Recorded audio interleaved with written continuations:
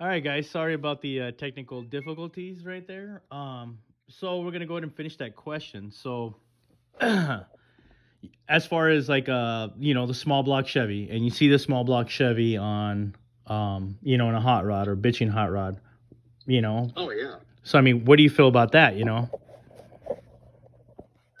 a great question, and I'm all for it. Obviously, I understand the evolution of things, and every kid at the time, hot rodding was more of an attitude than it was just different then. So, nowadays people build things maybe to be cool or whatever, to fit a certain maybe a class, and they do nostalgia drag racing, et cetera, et cetera, and the small block, or even your Cadillacs and your early Oldsmobiles. It was just a natural progression. So that those engines completely have their place in hot rodding, obviously, and I embrace any well done car. So regardless of the power plant, I mean, as long as it's traditional, I'm pretty stoked on it. And even then, I mean, I can kind of get a tiny boner from a cool street rod if there's neat stuff on it. So I'm not like that where if it's not flathead powered, I'm not a complete snob. I take it all with a grain of salt. I'm not a fan of guys dialing up small blocks to look like Cadillacs or look like Oldsmobiles or anything like that. Or like fake valve covers and stuff like Exactly. Yeah, I don't like that. I think it's kind of weird. that. What do you feel about like a guy with a small block Chevy with like a Batwing air cleaner? Oh, like an early GM air cleaner? Yeah. Cool. I mean, yeah, that's great. That's cool. As a matter of fact, when I got into this and started getting weird with it, I thought they were super bitchin' looking, and I thought, man, if you can make one, modify the base or whatever to fit like two barrels and put it on a flathead, that might look cool. And that's when I didn't know a whole ton. I just kind of let air cleaner speaks to you when you see it, no matter what. Yeah. So it's cool. So, I think it's just natural for you to think it's cool when you first see them. But like anything, things get played out and they become not cool in our eyes. Yeah. And I mean, I see one now, and I wouldn't even know how to tell if it was fake or not. So not that I care. I wouldn't do it now personally, but at one time I thought it was pretty neat. Okay. Well, that kind of goes on to the next question. So, what do you feel about reproduction parts and original parts? Like, they're making a lot of reproduction parts out there right now. And since, everybody kind of knows that, you're a group of guys, you guys kind of keep it to, like an aesthetic looking, it's got to be, you keep everything kind of to a criteria. Sure. What do you feel about like reproduction parts and the stuff that's out there right now, and compared to like the old stuff that's kind of getting really hard to find? I'm totally fine with it. I mean, where do you draw the line on it? You started with tires. You know what I mean? You want to put a set of bias ply tires on, but you're not going to go find a pair of 7-year-old tires and run them because they're original tires. You're going to call Coker and you're going to order a set of Firestone gumdrops and you're going to put them on your car. Are those reproduction tires? Sure. But what else? What other choice do you have? And that when it goes to the speed equipment stuff, when I first got into this, you could still buy stuff from Barney Navarro. So if I bought a set of heads and a manifold from Barney Navarro in 2001, is that a reproduction or is that just continued production? You know what I mean? If it's a manifold that he sold in 1952 and he still casts it, or a set of cylinder heads, same goes with Offenhauser or Edelbrock. I mean, some of these speed manufacturers never stopped producing them. And, some obviously came back online, like Sharp and Cyclone there for a while with Kevin and that kind of thing. So I'm fine with it. I'm fine with the reproduction thing. As long as the standards are good, as long as the product's a quality product. I used to joke that just because, when you're talking about the rarity of some of this stuff, just because something's rare doesn't mean it was good. Sometimes there's a reason there's only a few of something around is because of a piece of crap. Yeah, I agree. But I mean, it's to each their own. I mean, some guys, like a Brookville body, for instance. Once a car is painted and titled, it's a steel Ford. You know what I mean? Who's going to tell you it's not? And I know that there's ways to tell, but my point is, I mean, if you're going to that much trouble and you're willing to spend that much money and to make it look real and all that kind of thing, I mean, more power to you as long as it turns out nice. But So I'm not a fan of fiberglass cars or anything of that nature. I just, you build what you can afford. I mean, Didn't they make? I mean, but weren't fiberglass cars available like the little T, bucket bodies I don't know back when then? exactly. I know that Andy Brizio, I think, had something to do. Roy Brizio's dad. Yeah. I think that's how that works. I know that he had something to do with kind of starting that craze, and then the Cookie T, obviously that was an original car made into a hot rod, a steel car. But I mean, I don't think fiberglass Model Ts were available in 1952. No, of course not. But I'm on that because we're so far along now. An old Cal Custom T or an old I don't know who the body manufacturers were back then. It's kind of like finding an old Manx dune buggy or something like that. Yeah. It's been so long that it's nostalgic. You know what I mean? Uh-huh. They were built in the late 60s and 70s, some of these things. Look at the Ed Roth stuff out of all fiberglass. Yeah. It's been so long that it's basically a classic or yeah, it's an original type thing. Okay. There was just a guy here locally who had a fiberglass 29 Ford body that he's had in his rafters for 40 years. And he finally sold it. He never did anything with it. He had a ton of chrome original Ford parts, which, a few of the guys in the club got their hands on. He's a really cool guy. He's an old biker. But he bought this car years ago. It was painted red, gloss red, and it's sat hanging from his rafters for 40 years. I forgot what kind of body it was, but that's a long time ago for that thing to be sitting around. And it wasn't my cup of tea, but it was just, how cool is that even back then they made them. So... Okay. But yeah, I don't have a problem with reproduction parts at all. I mean, I do, oddly enough, this kind of leads me down a little path that I do have an issue or a problem with people telling me that, like when an early Ford or Mercury part, when they tell me it's rare, it's like, these are mass-produced cars, They were produced by the millions. There's nothing rare about them. You and I both know that we probably have a handful of people that we've dealt with that have an entire barn full of this one part that we're looking for. And there's nothing rare about it because he's got 20 of them, whether it be a grill shell or a manifold or whatever the case might be. And so I've always taken issue with that. It's not like it's a 1927 Bugatti grill shell, that's a rare car. We're talking about mass-produced Fords. They're not rare. So when people assign these insane values to these parts, like a Deuce firewall or a Deuce grill shell, I'm just like, I'll buy it from your estate sale when you cruel gold, man. You know what I mean? Yeah, that kind of like bugs me a little bit because like I'll put rare on when I sell something on Instagram. I'll put rare when I think it's kind of rare, but like mass produced. Yeah, but if it's speed equipment, that is rare. That can be rare because let's be honest, there was only so many thousands of a lot of that stuff made. Yeah. Yeah. Or in your case, you chrome plate a lot of stuff.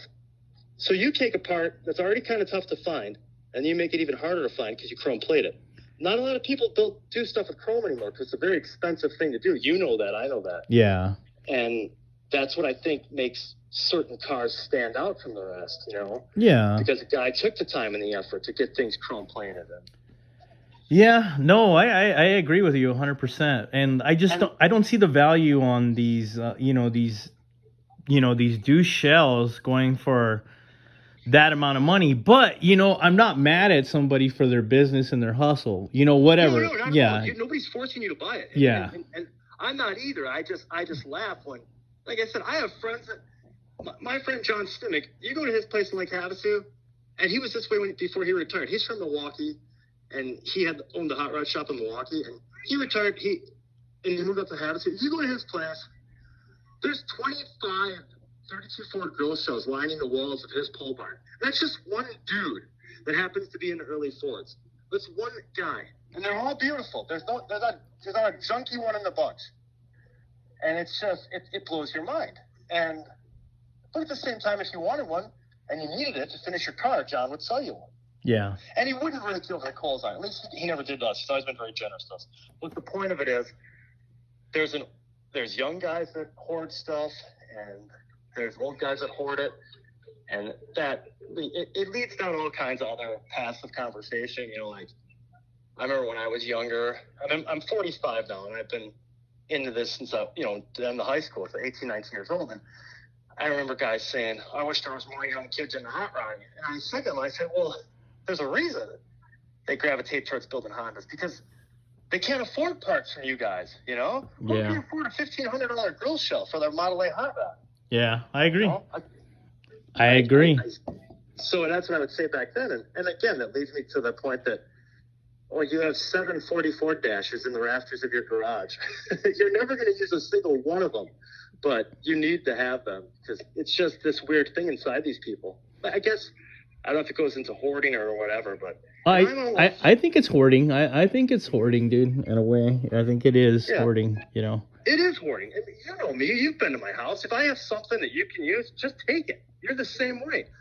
I mean, how many times have you just gone on the internet and been like, free to a good home or whatever? Yeah.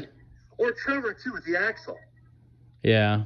It's like that is what this hobby is missing. And I know I just took this topic and took it a different way, but it's kind of all related. Yeah, no, I agree with you. And I hope that a couple people out there, when they listen to, this YouTube / podcast channel, because I think I only got like 100 people that actually clicked on, the first one. And, and I'm not doing this for money. I'm not trying to be rich. I just want to put like a voice to an Instagrammer, you know what I mean? And make it just a little bit more personable. Cause I think you get like 16 seconds to put your life on there on a post. And for me, it's kind of like, it gives people a chance, but I hope somebody, gets the hint. And, it's not all about money at the end of the day, because there's plenty of people that have messaged me.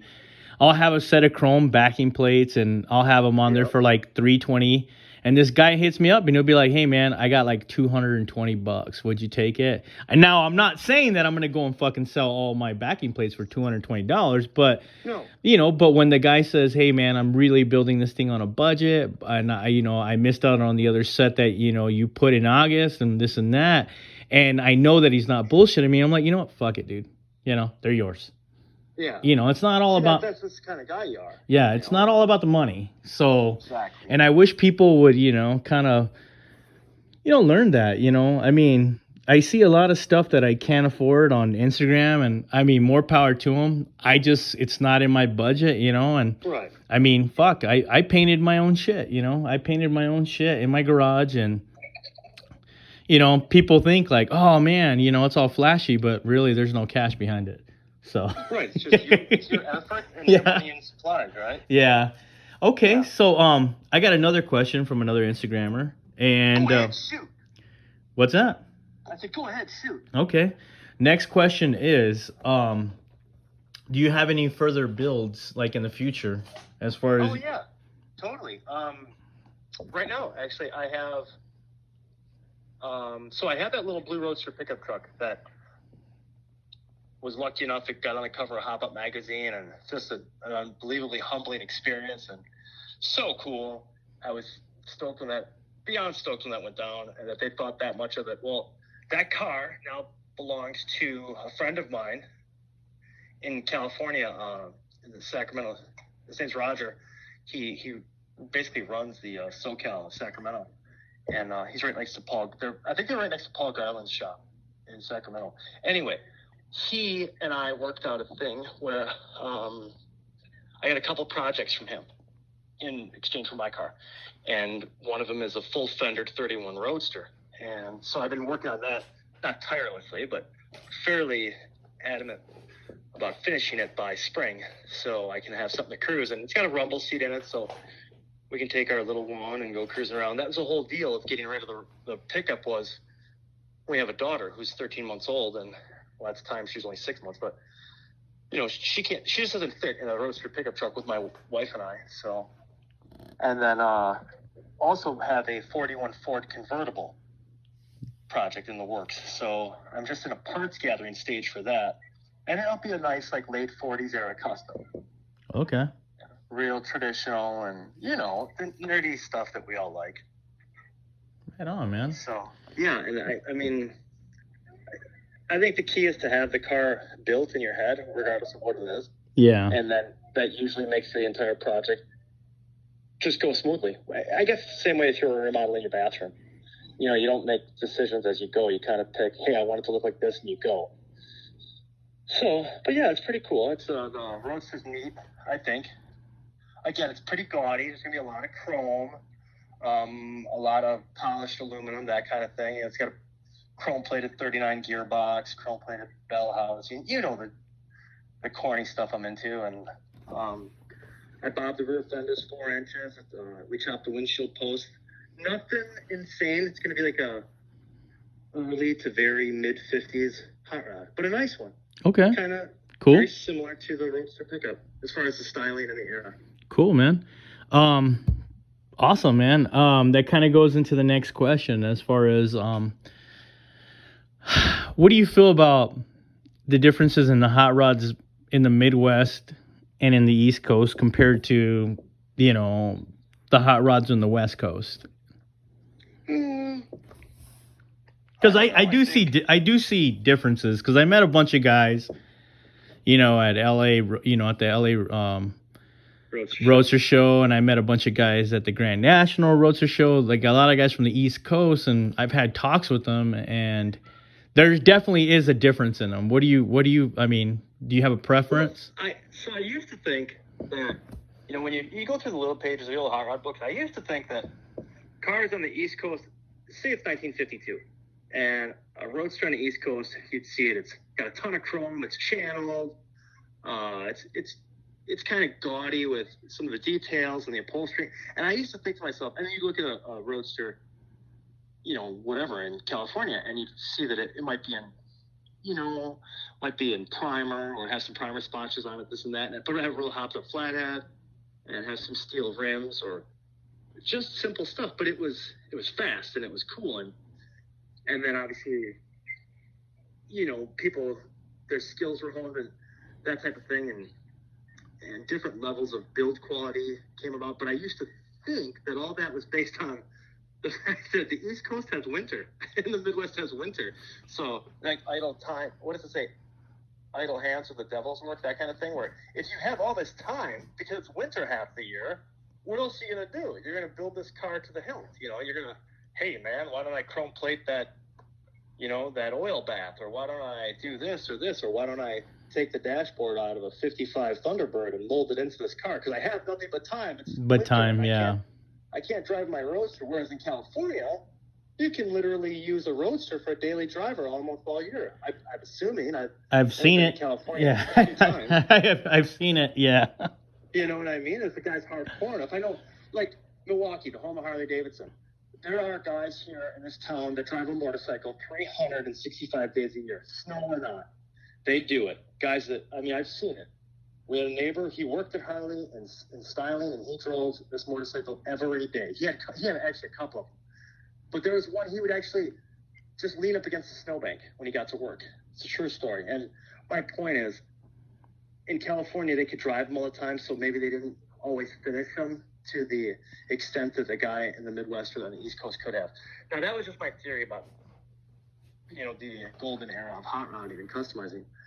In today's hot rodding, I think it's all pretty similar. I think that guys on the West Coast obviously have a nicer, cleaner bank of parts and base cars to dig from. You know, there's not a lot of rust out there, where their sheet metal will last forever, but their engines die because they can run them into the ground. Whereas in the Midwest, our sheet metal's terrible, but you can find a really nice flathead here because the car rotted away before the engine could burn out. Yeah. So, I mean, I think, and let's be honest, California is a birth of hot rodding, you know, whether people want to admit that or not, or they're salty about it. I mean, I've heard some guys get really weird about that subject, and so that's where everything started. You know, that's where all of this started. Customizing, I think, you know, if you look back, all of this stuff. Yeah, so I agree. There's a lot of neat shit in California, you know? Yeah. A lot of cool collections of cars, a lot of cool collections of parts, you know, a lot of rust-free sheet metal. So I think it's funny. I've seen guys who had a car for sale in California, and they're like, oh, it's kind of rusty, this and that. And I'm like, dude, that's not Rust. You know, their version of Rust and our version of Rust are two completely different things. Thank God. Yeah, I agree. I agree. I mean, So, I mean, I think they have an upper hand in that regard. And obviously, I think that creates different levels of craftsmen where, you know, a guy's used to replacing the entire lower half of a car, just say it's a muscle car, just to keep the thing on the road or Okay. restore it. You know, so, but, I mean, obviously there's some amazing craftsmen all around the country, so Okay. I don't think it goes to one side or the other who has better. Okay. Well, yeah. Okay. So you're staying a little neutral, and I get it. I totally get it. Yeah. Okay. I got 2 more questions, man, But and don't get me wrong, there's also complete hacks on all ends of the country, too. We both know that. You know? So, I made sure I was staying neutral. I didn't want you to think that's what I was trying to do. I was just trying to say, you know, there's some real talented dudes everywhere, and there's some real hacks everywhere. oh, I agree. I agree. I agree with you 100%. I mean, all right. I got 2 more questions. I'll be out of your ear, and then we'll have this up for Monday morning. So if you're up in the morning and you got something or you want to listen to something, you know, obviously you're gonna hear, you know, 2 yentas, you know, chatting. The next question: what is the coolest, biggest score that you've ever done as far as like in a hot rod or, you know, like a cool part that you've scored? You know what I mean? Like, Well, I mean, if you look at value-wise, I once came across a kit car on the south side of Milwaukee, and it had a set of E&J headlights on it. oh wow, And it was a fiberglass Bugatti replica, but it had a set of original E&Js on it. And then now I have pictures of this. I'll send them to you. I was gonna actually post it on Instagram to see if anyone's ever seen these before. Because even with the story in Router's Journal a few years back where they went through the history of E&J, I've never seen these. But there was a set of fender-mounted accessory E&Js, oh and they're wow, about a quarter of the size. They'd fit in your hand. They look like a tiny little aluminum egg. And so, I mean, that was pretty neat. I think the headlights, personally, are not that. You have to have the right hot rod for those to be on, obviously. You can't just put them on anything. And, you know, where a set of BLCs looks cool on just about any hot rod there is. Those headlights are very specific to their style, and so it has to be on the right car. So value-wise, I would say that's probably the neatest thing. But I think... Do you still own them? One of the guys in the club does. What the deal was, I sold them to Mike for like an eighth of the value, just under the guise that, hey, if you ever decide to sell them, I get right of refusal, you know, first right of refusal. Same So shit I do, man. Yeah. Exactly. I said, hey, you appreciate these way more than I do, and if you're ever going to sell them, let me buy them back for what I sold them to you for. So that's just like a gentleman's deal that we kind of all have amongst ourselves in our car club. You know, hey, you can have this part. If you're not going to use it, though, don't go selling it. Give it back to me, and or I'll say, hey, I don't care what you do with this part. Sell it for money towards your project, or, you know, if you want to help each other out. Okay. But I think that's cool. My most prized things would be parts that were given to me by some of the guys that my mentors, so to speak, like that Joe Winsack that I mentioned before. There's another guy locally named Gordon Teschendorf. He gave me a manifold that he bought brand new in 1951 before he went off to fight in Korea. Wow. And he said, hey, Carl, he said in his voice, Carl, do me a favor. If you sell this thing on eBay, wait till I die. That's when I was a kid. And I said, Gordy, I'll never sell it. And as a matter of fact, I went and it was an original Navarro. They were all serial numbered back then. I had it polished, and I gave it to my older brother for a birthday present for his hot rod project. So, and now it's outfitted with a set of rebuilt Chandler Groves original, like the 1 year Chandler Grove Holly. You know, because my brother's really into the period stuff too, and so anyway, that, and I have a Grand Core Granatelli 3-pot intake that's going on this newest Roadster that I got from Joe Winsack. So those are probably my 2 things that are the most cool to me. Right on, man. That's cool. You know, and those are the things that I mean, if I sold that car, I would probably pull the manifold off, just because Joe bought it from the hot rod shop in Milwaukee in the late 1950s, and he never put it on anything. It was sitting in the original box from back then, and I expressed interest in it many a time, and so you call, I'll say that manifold. So he gave me a killer deal on it. It wasn't even about the money. It was just because I know you'll use it and you'll appreciate it. So it meant the world to me. Hell yeah, man. That sounds really cool, man. And you know, last question I got, man, and I'll let you go, man. I'll let you get back to your little one. Um, can a porn star fall in love? And that's for me. This is my question to you. Can a With porn another person? yeah, Or with a regular person. Can a porn star fall in love with just a regular person? well, sure. Yeah. I mean, of course. It's I mean, the porn star part. That's just sex. To falling in love with somebody, that's different. That's emotion, and loyalty, and who you want to hang out with. I mean, let's be honest. All those things like homosexuality or being a lesbian, all those are is just sexual kinks. Mhm. Because if you remove sex from it, you're just friends. You know what I mean? Okay. If you remove sexual Okay. contact, it'd be like, Okay. Well, let me stop you right now. Okay. God forbid, you were not, married, you didn't have kids or whatever. Yeah. Okay. Could you ever fall in love with a porn star? yeah, I suppose so. I I mean, mean, you would never have any trust issues in the back of your mind, like, hey, this and that. well, I mean, I I mean, can't even answer that. I can't answer. You're like, because you can fall in love with somebody and never even have a relationship with them. well, You know what I mean? okay. Could you have a relationship with a porn star? Oh, that'd be a tough one. I'll tell you that right now. That's what she said, right? That would be hard to do, obviously, because you don't want to think of some guy pounding your old lady. That's weird. I'm just asking, man. I'm just asking. No, I don't think I could. I mean, you could fall in love with a person, but then having a relationship with that person and then having that in the back of your head, that's just weird. Just not to mention all the other intangibles, like disease or what. I mean, I think they all get tested and stuff, Well, I'm sure they Yeah, do, but I mean, it's just, I don't know. I don't think I could, it's not for you. Hey, how was your day, honey? You know what I mean? Oh, good. This 6'8" black dude pounded me with a 14-inch penis. I mean, oh, that's rad. I'll be in the garage. Hey, but you would never have to worry about car parts or chrome ever again. Oh, because of their income? Yeah, because I heard they make pretty good coin. Well, yeah, but I mean, you know what I'm saying. Is it worth it? Maybe it is. I don't know. For at least for a while, I don't know. Who knows? But Well, Yeah, good thing that didn't happen. Good thing that that was never an option. I'm gonna ask I'm sure my brother will probably listen to this, but I'm gonna ask him that question and see what he says. He'll just look at me like, that's ridiculous. That's what he'll say. That's ridiculous. What do you mean? My brother.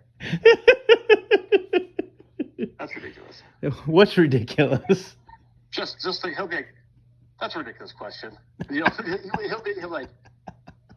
be like, I mean, I get the question. Okay. Okay. All right. So, I may Cheater Carl is kind of like speechless on that one. Okay. Well Yeah, then. really? Okay. One time in my life, I was speechless. Yeah. Okay. That's good though. All right. So then I'm gonna ask you the same question that I asked Eric Rowland. Who would you marry? Who would you fuck? Who would you kill? Okay. George Barris. Oh, okay. Bill Hines. Gene Winfield. Let's see. Man, that's a good question. That's a real solid one. I don't know. I heard Bill Hines is pretty cool. I never met the guy. I met George Barris, and did you say Gene Winfield too? Or we can throw Daryl Starbird in there, or Never met the guy. Okay. The stuff he built was kind of, I wasn't too into it. So I mean, I don't know if I'd have any attachment there. So I don't know.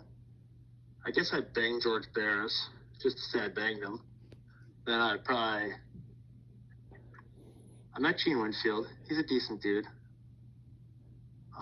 So I'd probably marry him because, I mean, he's in good health. He's into cool shit. And then I guess if I had to kill somebody, I could probably take, what's his name? Bill Hines. He's shorter than me. So I think I'd kill him. Oh shit, man.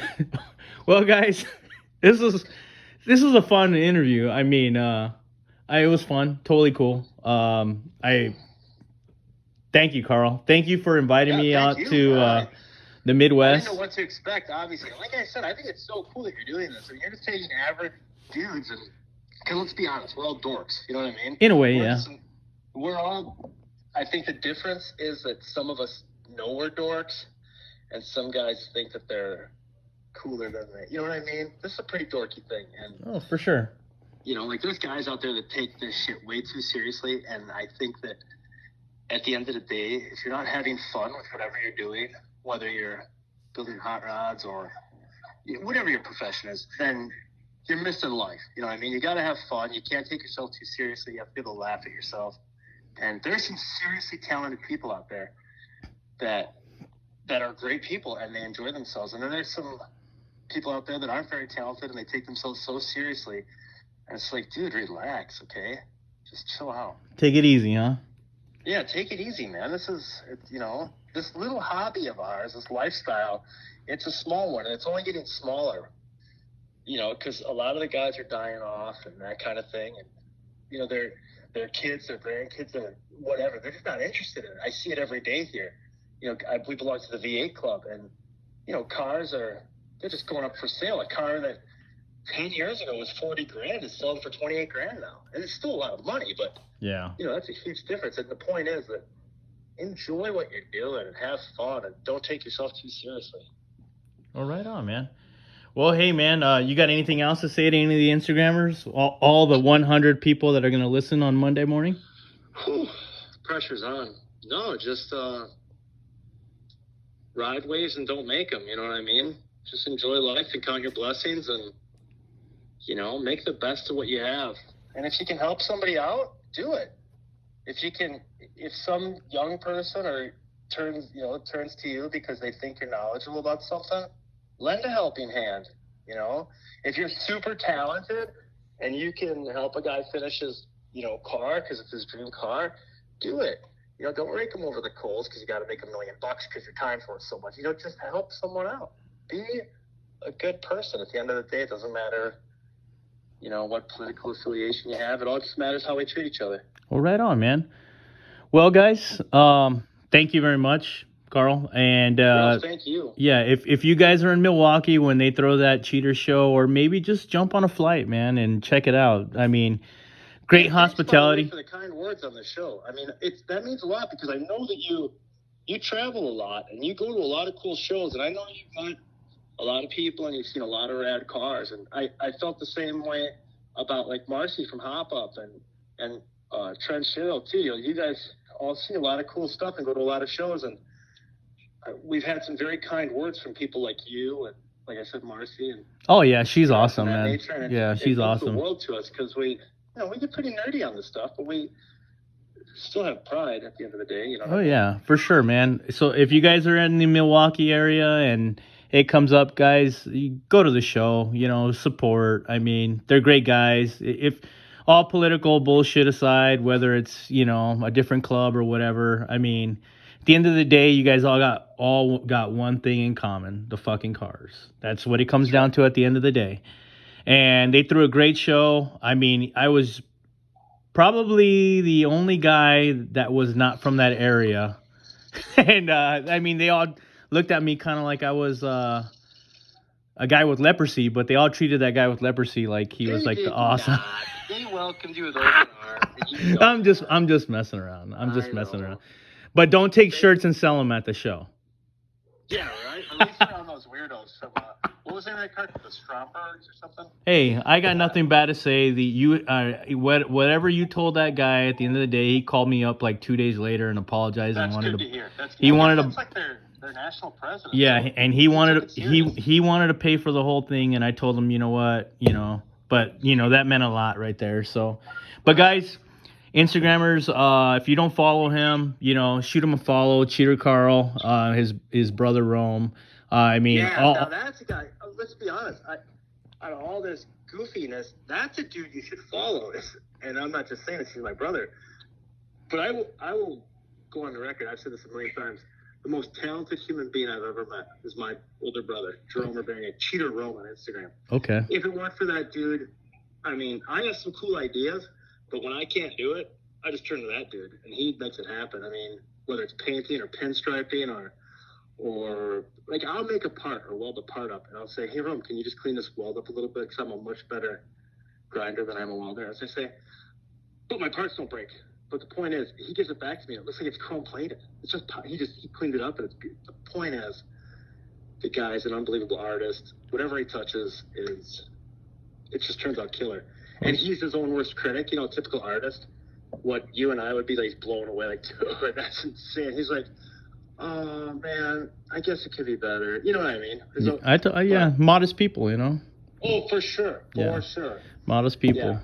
But yeah, follow that guy for interesting content and cool skateboard pics and old World War II jacket art and that kind of thing. Oh, right on, guys. Well, thank you very much. I got nothing else to say, man. I think this was a great one. This is going to be a two-parter. So more than likely, I'm going to go ahead and put the first 10 minutes on, and then we've got a good 35 minutes of content for Monday. So part A, part B. And I got a next interview is going to be with Roger Merritt.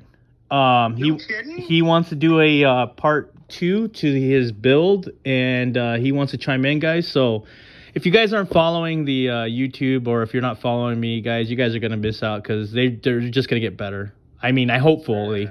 So the Agnostic Front and the Rumblers. Yes, yeah. He actually heard the interview, and he immediately messaged Eric, and then he messaged me, and he totally reached out and just said, hey, he was in Europe when he heard the first one, and he says, hey, I totally want to just do a part 2 to this, and he wants to talk a lot more about the car and about Eric, because I guess Eric was just being really modest. So, you know, but well, thank you guys so much. You know, hit the like button if you like it, and if you don't like it, well, then don't listen. So, all right, until next time, man. Thank you guys so much, and thank you, and I hope you and your family have a Merry Christmas. Oh, Merry Christmas to you, man, for sure. And hold on just a second.